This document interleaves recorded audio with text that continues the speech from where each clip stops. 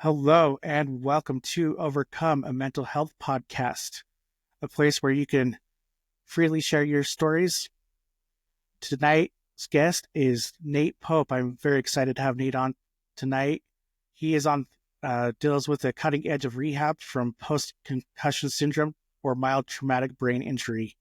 And I will let Nate go into a little bit more details about himself. Okay. I like self-introducing sometimes because then I don't, it doesn't get overdone. So, um, no, I feel like I just got fortunate to be thrown into this almost. Your paths don't always go where you think they'll go, and I just wanted to help people in the beginning, and I didn't know how to do that the best, and I eventually my path led to helping people who have had a head injury and are suffering from the symptoms that did not resolve. That's in most cases, that's post-concussion syndrome is the official diagnosis. But a lot of mild traumatic brain injuries, basically the same thing as post-concussion syndrome. Um, and just figured out that there's almost always a path to recovery for these people if they do the right things. And that was exciting to see someone's quality of life that had suffered so much after their head injury regain that quality of life and have the symptoms dissipate and resolve and eventually go away. That was just it's a kind of a therapist dream job, really. And Yeah. so I'm a neurological occupational therapist is what I am. I've worked in pediatrics for 22 years with kids of all sorts of disabilities, but a lot of them are brain related conditions. And then 3.5 years ago, together with another therapist who's my brother, we started the therapy side, and we have a business partner as well that we're focused on concussion rehab. And that's because 11 and a half years ago, I started with another place that's a lead in the research, kind of pioneering the research for post-concussion syndrome and mild traumatic brain injury stuff. And just had some awesome experiences there, but saw that maybe the therapy side could even um, be built on that. And so I'm super grateful for the beginnings and what led me in this direction with them. And then this last 3.5 years has been just quite a ride and adventure, and just love seeing people's lives change. So that's what brought me here. That's why I do what I do. And that's probably enough of an intro. That's perfect. It's exciting. Well, could you? One of the topics I wanted to get into, like right off, is how concussions, like the kind of the link to mental health there, and what Mhm. type of mental health issues that concussions can cause. Sure. Yeah, that's a great topic to start with.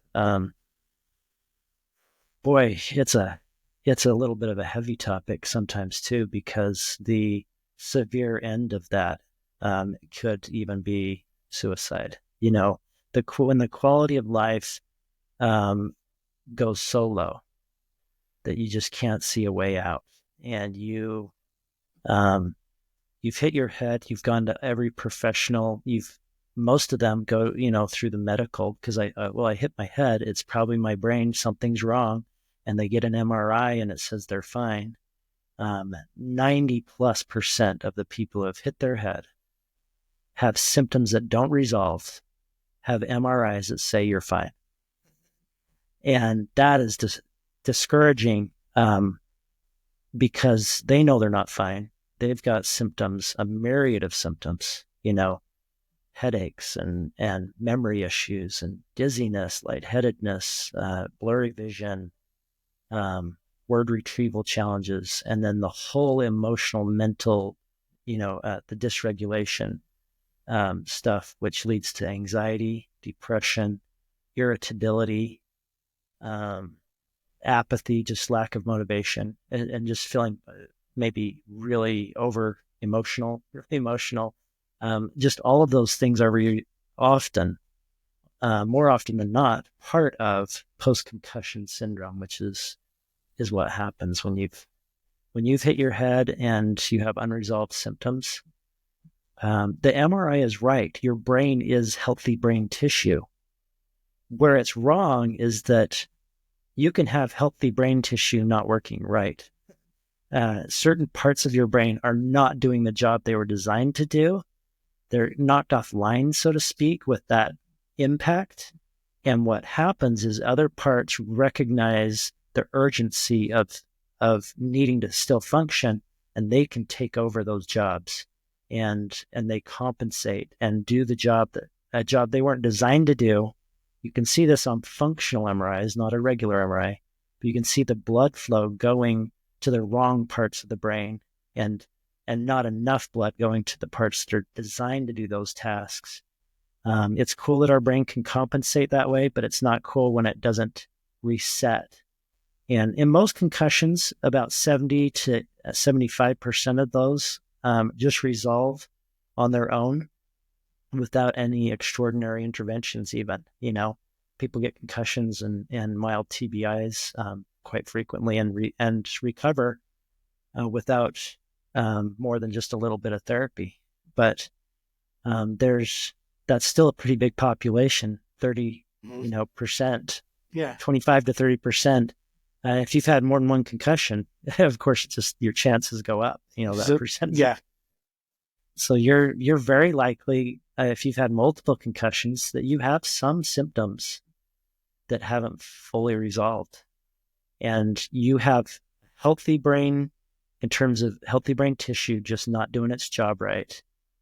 I guess the big hope side of this is that because that's the case, you have healthy brain tissue, and it's just some inactive areas of your brain and other areas compensating for that and being overactive.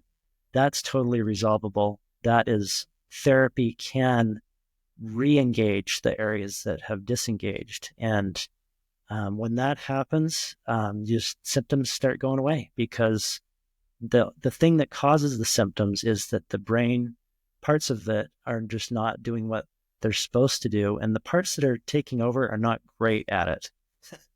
They're compensating, but they weren't designed for that. And it's almost like an overheating engine, because they just are working harder. And so it's pretty exciting. Most of the symptoms are things that you can recover from, and we see it all the time. So yeah, kind of a crazy story, but I had a nephew I have a nephew. When I think he was like 13 or 14 at the time, he actually got hit in the head with a baseball bat by accident. Somebody was just swinging it back. He ducked down, and it clobbered him just right in the back of the head. And at that time, nothing happened. Like, he went to the hospital and they got an MRI. And if I'm recalling right, he had no signs of concussion. Like, I don't know how he got so lucky. yeah, yeah, So go ahead. It's kind of crazy, because you can have something pretty minor turn into a concussion, or something like that. Not And now, does it have to be like a certain part of the head that gets hit? Nope. It's essentially, it's an acceleration, deceleration injury where the brain is going a certain speed and stops so abruptly, and you have movement inside the skull. And it's not even the pressure against the hard skull like we kind of thought too. It's more the stretching of neurons and the movement. Certain parts of the brain are more dense or less dense. And it just creates a little bit of a stretching and shearing force inside the brain. You'll have a lot of your symptoms are more related to the middle part of your brain. You're like, how did I injure the middle part of my brain? But it's because everything, when that brain is going a certain speed and then stops, you have some shearing and stretching forces of the neurons, and then things, you hope that they just reset, and you get, you're fortunate to be one of those, but often About 25 to 30% don't. And they're the ones left with symptoms. And then the brain is a creature of habit. Unfortunately, in this case, that means when it compensated, if it did it for long enough, it would stick. And unfortunately, a lot of people believe that the cocooning is what we call it. The going into a dark room doing nothing is the best thing to do for your brain. And they would do that for days and weeks. And that is not what you want to do. That's actually interesting because I'm one of those people. That's what I've always thought. It's what I've been taught my whole life. That's prevalent. Yeah. So what types of therapies and things are the best to do for this type of situation? Yeah. So, well, if we're talking about the acute stage, I just got a head injury and have these symptoms. Really, there are some things that people should be doing so they avoid coming to us. And we tell them all the time. It's not a great marketing strategy, actually, but we try to help people recover just by, if you can get blood to your brain via, the most natural means is cardio. You can do cardio, but it's got to be non-jarring cardio. Jogging is even too much bouncing. Walking is okay, but you can't really get a lot of cardio with walking unless you're one of those really good speed walkers. But like a stationary bike is acceptable because you're not bouncing. Swimming is a great way to get cardio. So if you can get cardio, blood to your brain.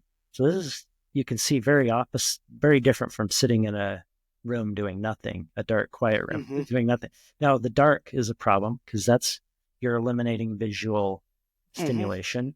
Quiet is a problem because you're eliminating auditory stimulation. If you're not with people, you're also not being verbal.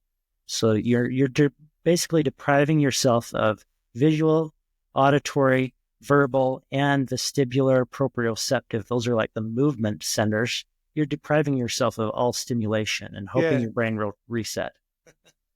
And to me, that going back to where you mentioned that, concussions can cause depression and anxiety. If you're going into a dark room, there's no way that's going to be good for especially your depression. Yeah. It's just going to make it worse. Yeah, for sure. Yeah. You want a bunch of neurochemicals that are going to, like dopamine, among many others, that you're not going to get by doing nothing, sitting in a dark quiet room. So you need oxygen via the cardio, because oxygen is something you want as part of many neurochemical things that we want to happen for brains to recover and re-engage with a brain injury. So you want oxygen present. And then, dopamine is another big one. But anyway, you deprive yourself of a lot of what you need when you do nothing, and you're depriving yourself of a lot of stimulation. Now, that being said, there's a reason that was recommended in the first place, because overstimulation, if you jump back into work or school, something pretty stressful and a lot of demands in all of those areas, that's too much. And that can cause problems. But because that was too much, I think it turned into a blanket statement of avoid all of that. And it's actually the exact stuff you need, but in a very smaller, more controlled dose. You need to going for a walk in the park while talking to someone might be one of your best ways to get the stimulation. And you just would need the cardio to add to that. If you do like a stationary bike a couple times a day, get your heart rate up, get that cardio, and then you go for a walk with someone outside where your visual processing and the challenge visually is a lot greater outside than inside. So if you can go out, and if you're with someone and can engage in conversation, but more like not thought-provoking, deep thought stuff, just kind of casual, small talk stuff, that would be a great way to re-engage the brain and would actually lessen your chances by about 80% of having prolonged symptoms. So if you do the right things, in those first 2 to 4 weeks after a concussion, your likelihood of having post-concussion syndrome or having prolonged symptoms is drastically reduced. So we try to help people with that part. We've just created an acute care program to help them through that. Um, but a lot of people, and most of who we're dealing with, have the mental health stuff, depression, anxiety, the apathy, lack of motivation, irritability, all of that. Those are the people who haven't caught it or figured it out for whatever reason in that first month. And the brain is a creature of habit. And so unfortunately now it's going to keep doing that pattern. And that's not a healthy one. Yeah. So like with post-concussion syndrome, like what are some of the signs to like kind of look for, like, Sure. thinking like, this might be what's going on? Yeah. So, I mean, the chronology of hitting your head and then having symptoms, that's the biggest telltale thing, that they're probably connected. Mm-hmm. I hit my head, now I have symptoms, and they're not resolving. So that's the biggest thing. Like, okay, it's been a month after I had a concussion or a mild TBI, and these symptoms haven't resolved all the way, or have gotten worse, or just stayed the same, whatever it is, they're just still there. That's almost for sure post-concussion syndrome. So that's the biggest thing that can help someone know that that's what's probably going on. I hit my head, have symptoms, they haven't gotten better. It's been a month or more. The other thing that helps you know more, we have a symptoms checklist. There's about 40 different symptoms on there that we go through. And we talk about severity of each of those 40 symptoms from a 0 to 6 severity. And the severity helps us know, but also how many of those you have that are kind of specific to post-concussion syndrome, like headaches, mental fatigue, brain fog, blurry vision that sometimes it's clear, but sometimes it's blurry, usually for most people. That's more of a brain thing than an eye thing. Word retrieval, it's hard. You find yourself in conversation, it's just hard to engage like you used to.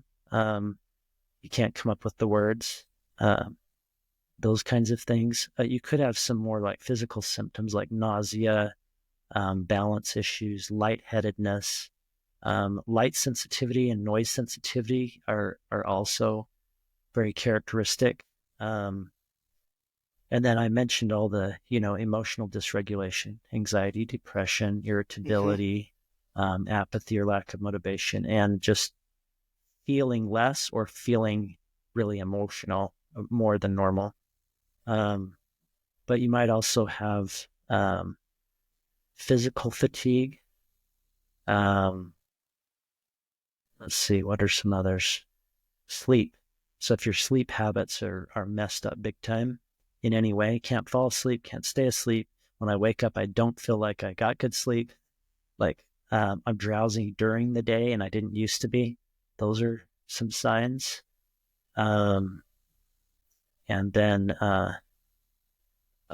memory is a big one. Like walk into a room, I'm like, why am I here? What was I doing? Like you're forgetting stuff all the time, finding yourself having to write stuff down you used to be able to remember, but now you're just relying on external ways of, getting it down. So you're writing everything down and you have to, try to be more organized that way. Lack of organization skills.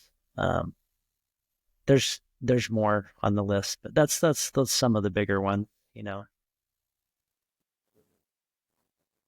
So if you, get like start feeling like you have a concussion or whatever, and it's like the beginning signs of it, like those people that are just starting to get it, like what do you tell those people to do? Is it still the cardio stuff, or would you tell them something different? How long since their concussion are you talking? Say, something just like I got hit in the head by something like a couple hours ago, Oh, and I'm yeah. So starting to see right these away. signs come up. Yeah, right Mm-hmm. away. Yeah. So if you're in that acute stage right away, like right after, um, you're okay to rest. Like you might have a huge headache, that's sometimes, and that's Mm-hmm. normal. Don't you don't want to panic. Now, if you have like seizures that come after you've been hit, um, you've got vomiting, uncontrolled vomiting. You've got you're passing out frequently. Those are things you got to go to the emergency room for. Like those are like 911, like, or just go, so have somebody just take Yeah. you there. You've those are things you need medical attention for because you may have brain bleed. These are the people who get an MRI and they say, oh, there is something there, like, a lot of times. Yeah. And so you got to go get that stuff checked out, those extreme symptoms. But if you just have a headache, you're like, oh man, I got a headache and my vision's a little bit blurry and like I keep repeating myself. People tell me I'm saying the same thing over and over. Those are some of the more common things we, would hear. Memories off, um, and sensitivity to light and sound. That's often part of it too. So if you get some of those right away and you just had a concussion, and this is like within hours or days, like what you want to do within hours, like after, it's okay to rest a little bit. Don't go to sleep. That's not going to sleep, but take it easy. It would be nice to just go somewhere and chill. Just do the chill mode, not sleep mode, not engage and be active mode. Do not go back into the game. If you're an athlete and it was during the game, don't jump back in there. Pull yourself out. Hopefully your coach and trainers do, but You stole my next question right out of my mouth. I was just going to ask, like, is it okay to go to sleep? But you said it's not. So, because I remember my nephew played football. He got a slight concussion. It was either football or wrestling. And they said, don't let him go to sleep. Just watch him and make sure it's pretty yep, quiet around where he's at. And yep, yes, just yeah, want to yeah. make So sure that wasn't a myth. no, that is the right thing to do right after. But about 24 hours and beyond, that's when you're really wanting to start engaging. Because earlier they found is actually better to start getting that cardio. And you may just do, 10 minutes is what you can tolerate because your headache gets really bad or whatever. So there might be some symptoms exacerbation that happens, but you really want to get blood to the brain at doing the non-jarring cardio and then just continue doing mild stimulation, going for walks, talking with people. Just anything that you normally would do, you could do it in chill mode. That would Mm-hmm. be maybe a good, easy way to think of it. But, and then just kind of see how things go. Hopefully, if you're in the acute stage and you're doing the cardio twice a day and you're doing chill mode, most of those reset and they don't have to worry about anything that I deal with. They don't have to come to us. And if they talk to us and then they say, hey, I'm all better. I'm like, great. I'm glad you don't have to come to us. Yeah. But the Yeah. ones who do, it's still pretty positive, like, because a lot of them have been actually months or years of searching, usually. We're often, unfortunately, they find us too late, like they've already had suffered for a long time, Yeah. but not too late for recovery, though. So the fortunate thing is, hey, that's okay. You've been 20 years and you've got ingrained habits. But guess what? We have people that have been 40 years with ingrained habits that are recovering from this stuff. It'll take you a little That's, longer than someone's been yeah, 1 year. Yeah. that's insane. 40 years dealing with all this stuff. Like, I, it took me about, I guess, 15 years to kind of, or at least 10 years to kind of get an official diagnosis of my neurological problems. Mm-hmm. So, so I can understand not necessarily the concussion side of it, but it's very relatable what you're saying. Like, very relatable. Yeah. Well, it's good to be a place of hope, because honestly, most head injuries, the traditional approaches are an hour a week or a few hours here and there or whatever insurance, and that is what insurance will pay for often, and you want to change a brain pattern Brain, this is a very ingrained habit. These Mm-hmm. neural pathways are well established compensatory neural pathways. They're compensating, not working the way they should, but they have been doing it for a while, and they are very it's pretty solid, these pathways. And you want to change that in 1 hour a week. Like the brain, for that 1 hour, it's just going to compensate harder. It's not the areas that are already over engaged are just going to work harder to compensate harder. Very rarely does a little bit here and there approach lead to recovery for post-concussion syndrome stuff. Most therapists and clinicians give up pretty early on fix it. They very quickly jump into deal with it approaches. And most of the therapies are just focused on, oh, gosh, you're still light sensitive. Let's, just wear sunglasses. That's your answer. Oh, yeah, headaches and anxiety and depression and ADHD. Oh, guess what? Medication is probably your best option. We're going to do meds for all of that, and sleep too. Yeah, we'll just do sleep. Mm-hmm. And also maybe go to a psychologist, and not that we work with them all the time. You have to have the right, treatment if that's what you Mm-hmm. need. But if it is onset from a head injury and you didn't have these mental health issues prior to, you do not have the typical anxiety, depression stuff or ADHD. This is related to your brain not working right, areas that are inactive. This is fixable. This is stuff that we can re-engage those areas, and those symptoms should get better. And we see it all the time. Yeah. So pretty much when you get rid of the post-concussion symptoms, you see that anxiety and depression start to go away. Oh yeah. For the Yep. most part. Yep. That's crazy. It is. And that's what's so rewarding, because people are just miserable.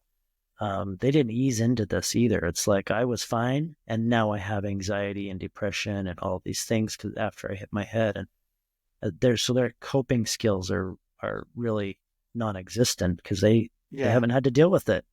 And then one day now they do. They were in a car accident or in a sports injury or slip and fall something, and now their life has changed, and they don't know how to deal with it. There's zero coping. But what they really need is to have those areas re-engaged and fixed, because when you address the post-concussion syndrome, you're going to address all of those symptoms, and they just start going away. We track them. We do a very detailed tracking daily. Between 8 and 10 times we're asking them about their 5 to 10 most prevalent symptoms and where they're at on a 0 to 6 scale on each one of those, just to touch base. We do it real quick so it doesn't interrupt the therapy too bad, but we want to know what's going on. And 95% of our patients in a 2-week program, because we do 1 or 2 week programs, have 75% self-reported reduction in symptoms. And that's really cool. Which is awesome. Really cool. Yeah. And we have an 8-week aftercare that begins after that. So the aftercare is meant to take care of that remaining, say 25% that is there, because when they're with us for those 2 weeks, it is like flipping switches. If this symptom's gone and this symptom's better, and it's awesome. And then we kind of get to where we know what cards we've been dealt by the end of those 2 weeks. Like, that's everything that's going to reset real quick. And now it's like a dial. And don't give up, because we want this 25. No one who recovers 75% is like, phew, I'm good now. Thank you. They're more like, thank you so much. But is there possible that I can get the remaining? I want full recovery, so, and we do too. So we're like, yeah, it's just more like a dial now.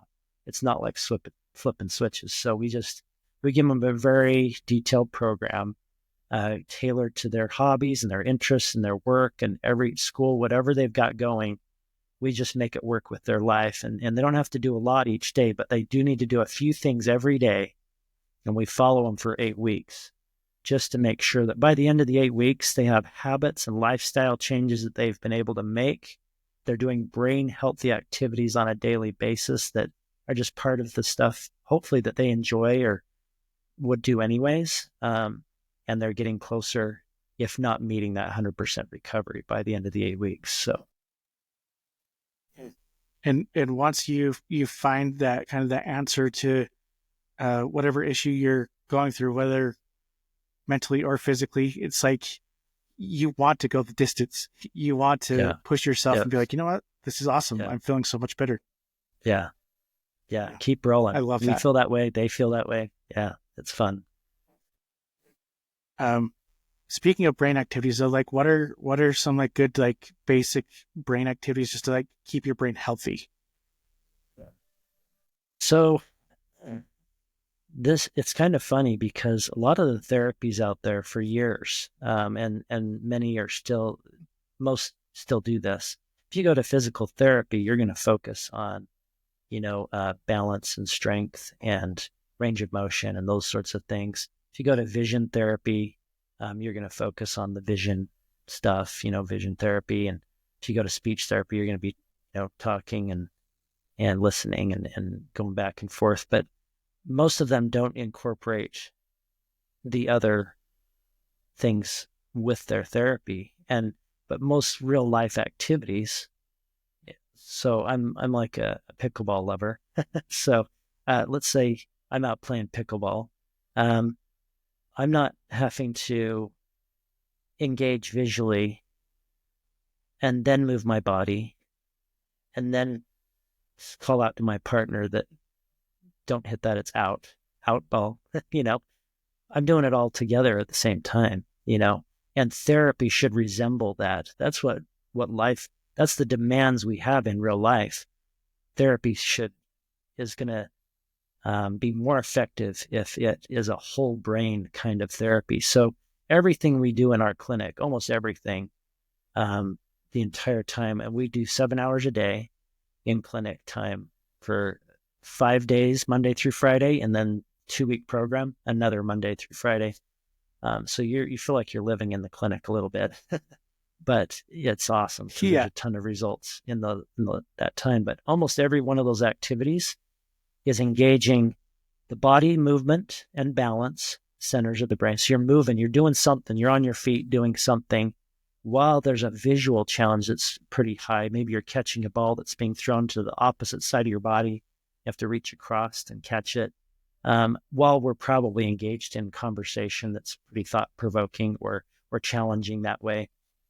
Once you're to the post-concussion stage, post 1 month, it's no longer take it easy. Now it's like go crazy. We're trying to re-engage the brain, and it's safe to do so now. And so we also start jogging. We're able to have like a curved or manual treadmill that you have to keep pace. There's no motor. It's you are the motor, but we have you looking sideways at targets and talking and engaging in conversation while you're looking in every direction. And, you're just doing so many things simultaneously. And when you engage the brain, multiple processing areas of the brain simultaneously, none of them can really compensate and cheat that well. Like you're breaking those patterns. It's hard to stay in a compensatory pattern when you do many hours in a row, many days in a row of engaging whole brain stuff, because the brain has to figure out how to work together and integrate, and it tends to activate whatever's been inactive, and then the stuff that's been overworking and compensating can calm down and doesn't have to do that anymore, can do its own job better, and then those areas start integrating better and symptoms start going away. And that's kind of essentially what happens. So, but for most of us, like some brain healthy activities we could do. Sorry, long answer to your question. But you're good. This is all very interesting to me. So this is great. Yeah, you should be doing something that if you can get your heart rate up a little, that's a bonus. Get some cardio, because there's some great research on during cardio and the 30 minutes following, your brain is primed for neurodevelopment stuff, like neural pathway development.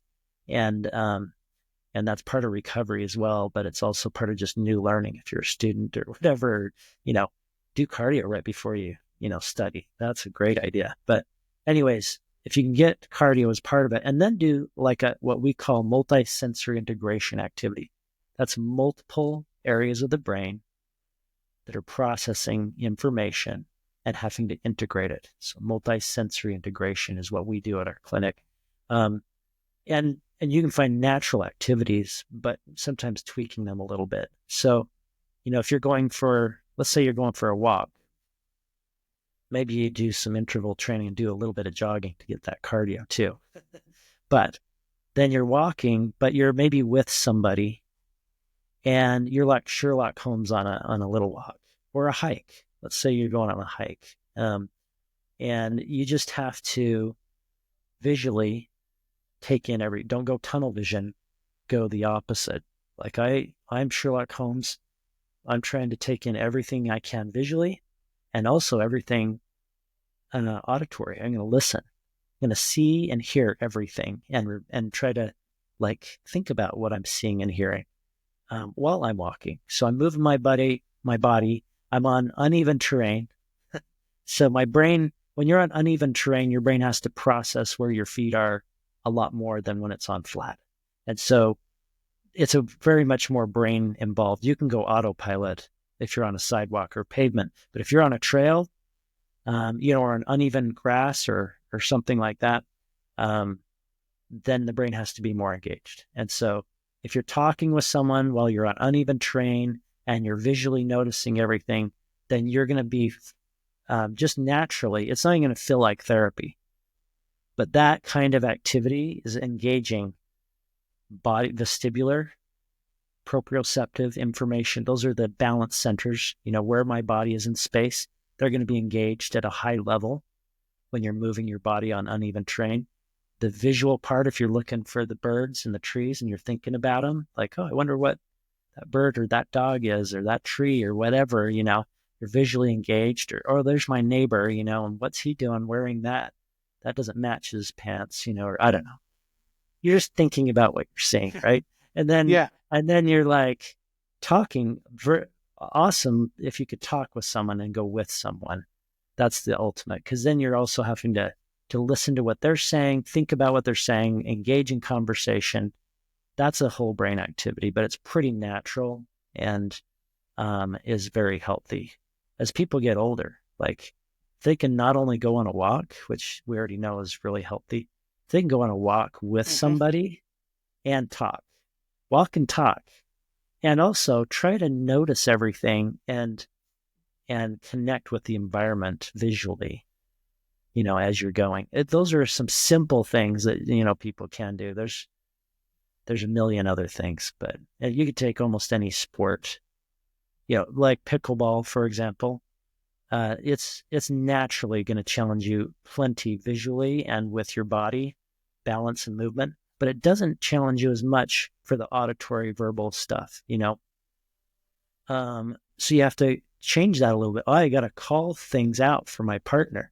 I got to be more vocal player, and I'm going to call the score out after every score so that I'm working on my memory and I'm working on, my verbal stuff. And so you can tweak almost anything though. If someone likes to go to the gym, you just say, okay, if that's your hobby, let's make it a brain healthy one. Don't go tunnel vision anymore. Connect visually with what's going on and maybe go with somebody and talk and engage in conversation. If you can't go with someone, an audiobook is better than music. Music is a great way to relax and reset your brain, but it's not the challenge part. An audiobook is a lot more challenging, or a podcast for that matter. I'll put a plug in for the podcast. But, listening to someone where you have to keep listening to engage is a lot more challenging. But you're not doing the verbal back and forth thing like you are when you're talking to somebody, but at least you're getting a lot of auditory. So you could be at the gym doing an audiobook and being more visually engaged, and that would be your way of going to the gym. That's brain healthy. And anyway, I could go on and on, but I won't. No, you're good. You're good. This is all just because, like I said before, this is so relatable to like some things and symptoms that I went through, even though it wasn't like concussion related, just kind of neurological related in general. But Yeah. so it's all like I'm literally like eating it all up Good. because I really, it's just all been really interesting. I think you've answered most of my questions. Let me just scroll down here and see. Give me just 1 second here.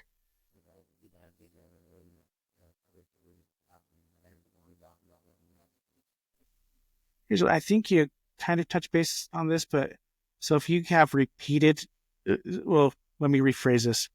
So you said like post concussion, like all the, if you take away like, or they go through this therapy and all the mental health symptoms like go away with it, is it possible for like repeat concussions to cause permanent mental health um, disorders?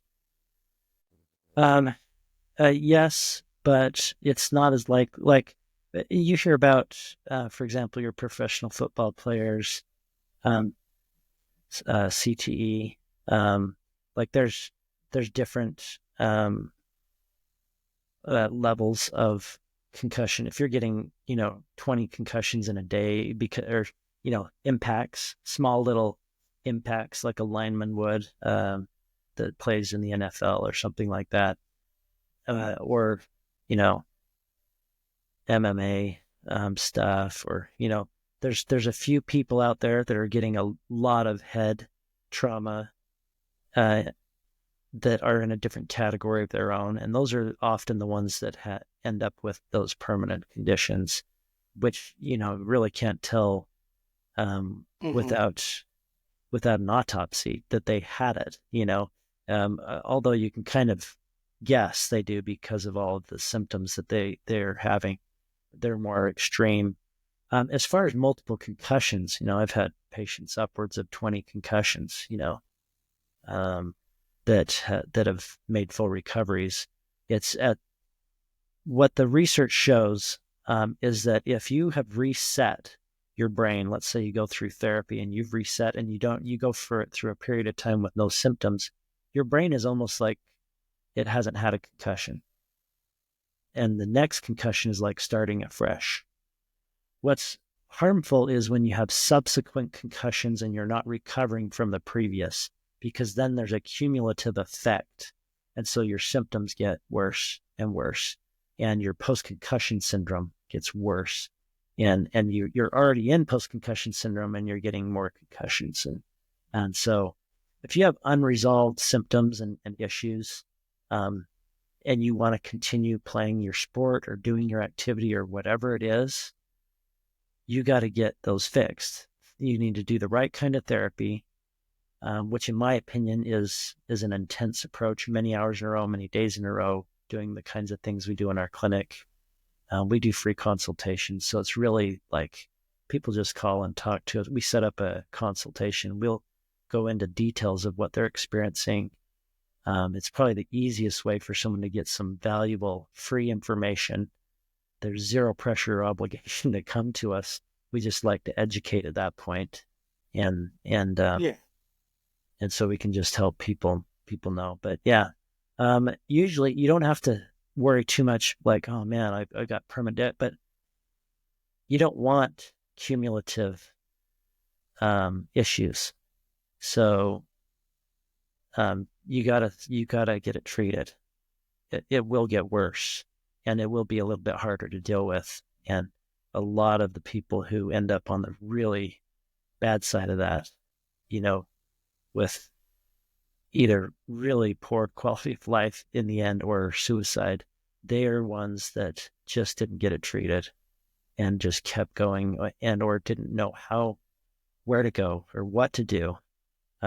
Unfortunately, they a lot of times have been in the system.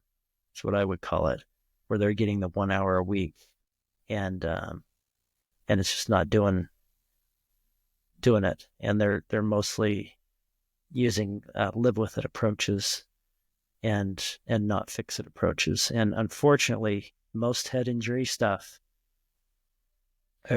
Fortunately, most head injury stuff is healthy brain not working right, we can fix that stuff. So you never want to settle for live with it approaches until you've exhausted all of your fix it approaches, in my opinion. Mm-hmm. So Good stuff. And I just have one um, last question here for you. yeah, What advice would you give to someone struggling with mental health issues after a concussion? sure. Well, and this may be, I should say as well, we've treated quite a few that haven't had concussions as well. So this advice could also go for some of them. Some people have had traumatic experiences that that present similar to people who've had traumatic head injuries, and it's pretty interesting. Um, but they will also have similar results from the same kinds of treatments. We don't know why. We've had people have, we had several women have babies, and all of a sudden they had symptoms, or long COVID is another one of those things. And there's just a number of things, or PTSD, that led to all of these kind of PCS, post-concussion syndrome like symptoms. So my advice to anyone who's dealing with those symptoms, whether you've had a head injury or whether you're just dealing with similar symptoms for post-concussion syndrome, is to get some professional help with a place that does an intense approach. It's hard to do it on your own. The stuff we make people do um, is not something that's very easy to do on your own, and you need someone to guide you through it. If you push too hard, you have override of the brain, like you don't benefit, like it's almost like shutdown. If you don't push enough, you're not bumping that threshold up, and so you're not making any changes. So it's got to be the just right challenge, and to provide the just right challenge over and over and over and get the repetition to break a habit, you probably need to go somewhere that does an intense approach. In my opinion, that's probably the best option. And yeah, come for a free consultation is a really great first place to start. Because we're happy to give any specific advice to your situation, and give you ideas on what you can do on your own if even coming to us is not possible. So we just want to help people that are suffering. And if some of them come to us, then that's awesome. But if we help a bunch that don't, that's also awesome. So Awesome. Well, uh, where can people find you? Like, where can people find out more information? sure, just go to NCX Brain Recovery. Yeah, ncxbrainrecovery.com. And that's our website. And you can just access us that way. You can Google us. We're still a 5-star rated place. You can read the reviews and such. And so we're pretty happy to just set up a video conference if you live out of state or out of country. That's mostly what we do when someone doesn't live very close. If you're happen to be in Utah and kind of close by, or want to fly over here, we do in-person consultations. Those are always nice. We love the in-person stuff, but we're pretty much set up for a lot of virtual. So we'll have like just about an hour that we can go through all of what your history and what symptoms you're still struggling with, and try to figure out if what you have is likely something that we can help. It's all about the fit, and we're pretty good at filtering that. That's why we still have pretty good ratings and a lot of success is we only want to have people come to us if we're very confident we can help them. So, but the consultation is the best place to start with that. Awesome. Any last words? Anything that you want to say that you weren't able to say? No, like most people have hit their heads. And a lot of people know someone else who's hit their head, and there's a certain population of those that are still struggling. I would just say, if anyone's listening, gosh, I promise you, there is hope for those people, and they don't have to keep suffering. Like, I really want to reach out and help as many people as we can. And I'm positive we can make a significant impact on those who have hit their head and their symptoms haven't gotten better. If you know anyone in that category, just, yeah, send them our way and we'll do a consult. Perfect. Well, thank you, Nate. So thank you so much for being on the show today. You I've bet. really Thanks, enjoyed Travis. this discussion, and Yeah. thank you for all those that listened today. And follow us on Instagram at Overcome Pod, and share. Please push the like button and share all that you can. Thanks, Travis. We'll see you next time.